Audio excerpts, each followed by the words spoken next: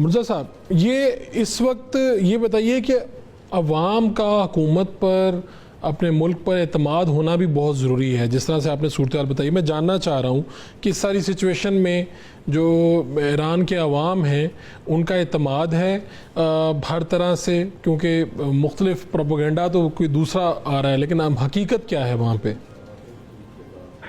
دیکھیے، میں یہ بات آپ کے سامنے کروں گا اور اس کے بعد ایک بات اضافی کروں گا، مجھے وقت دیجیے گا. جیسے ہی اسرائیل نے اٹیک کیا، ویری نیکسٹ ڈے ایران کے اندر عوام حکومت کے خلاف نہیں نکلی ہے جس طرح سے اسرائیل میں حکومت کے خلاف عوام نکلتی ہے کہ جنگ بند کرو. ایران میں عوام اکٹھی ہو کر نکلی ہے حکومت کی حمایت میں کہ اب اسرائیل کو کھلے عام جواب دینے کا وقت ہے. ڈپلومیسی کے سارے چینلز بند کریں، مذاکرات بند کریں. ہم چاہتے ہیں کہ اسرائیل کو دو بدو جواب دیا جائے. کہیں پر کوئی سیاسی اختلاف مذاکرات کے حوالے سے کسی طرح کا ایران میں اگر پایا جاتا تھا تو کل رات کے بعد وہ اختلاف بھی ختم ہو گیا ہے. اور یہ اب ایران کے گلی کوچوں میں یہ مناظر دیکھنے کو مل رہے ہیں کہ لوگ نکل رہے ہیں اپنے تئیں اور احتجاجات کر رہے ہیں کہ اب اسرائیل کو بھرپور جواب دیا جائے. مذاکرات کی کوئی گنجائش نہیں ہے، کسی قسم کے مذاکرات نہ کیے جائیں کیونکہ یہ اہل مذاکرہ نہیں ہے. ایک بات. دوسری بات ایئر کموڈور صاحب نے جو کی ڈونلڈ ٹرمپ کے حوالے سے، دیکھیے پاکستان نے جب انڈیا پر اٹیک کیا تو امریکہ جو پاکستان کا ایک بہترین الائے رہ چکا ہے، اس نے اتنی منافقانہ روش اختیار کی، یہ کہا کہ ہم پاکستان اور انڈیا کے معاملے میں نہیں پڑیں گے. کسی ملک نے ساتھ نہیں دیا، سب خاموش تماشائی بنے رہے. جیسے ہی الحمدللہ پاکستان کی بہادر اور بہترین فضائیہ نے منہ توڑ جواب دیا، یہ سارے ممالک میدان میں آ گئے ان کے سہارا بن کے. اس سے کیا بات پروف ہوتی ہے؟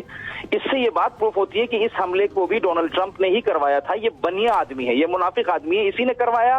اور جب دیکھا کہ یہ ایران کمزوری کی طرف جا رہا ہے کل رات کو، تو بیانات دیے کہ ایران کا امپائر ہی مٹ جائے گا، اس سے پہلے مذاکرات کی ٹیبل پہ آؤ. ایک بات.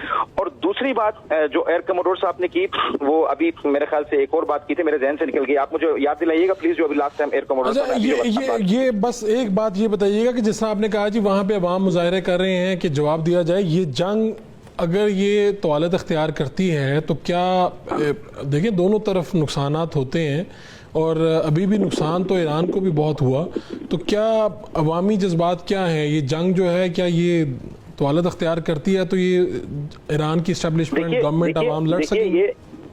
لڑیں گی. اس کی وجہ یہ ہے کہ ایران کے ساتھ یہ کوئی نیا واقعہ نہیں ہے.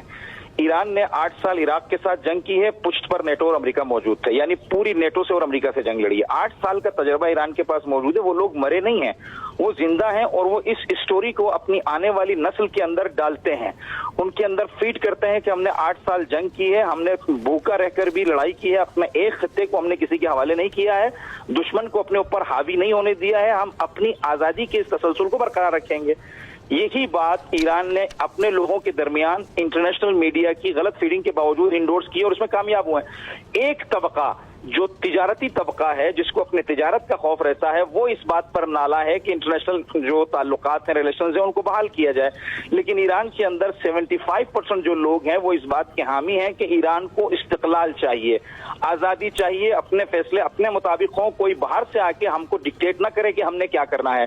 یہ ایران کے اندر موجود ہے صلاحیت، اور اس کو انہوں نے بہت اچھی طریقے سے اپنی نئی نسل میں بھی انجیکٹ کیا ہے. ٹھیک ہے، بہت شکریہ آپ کا مرتضیٰ صاحب.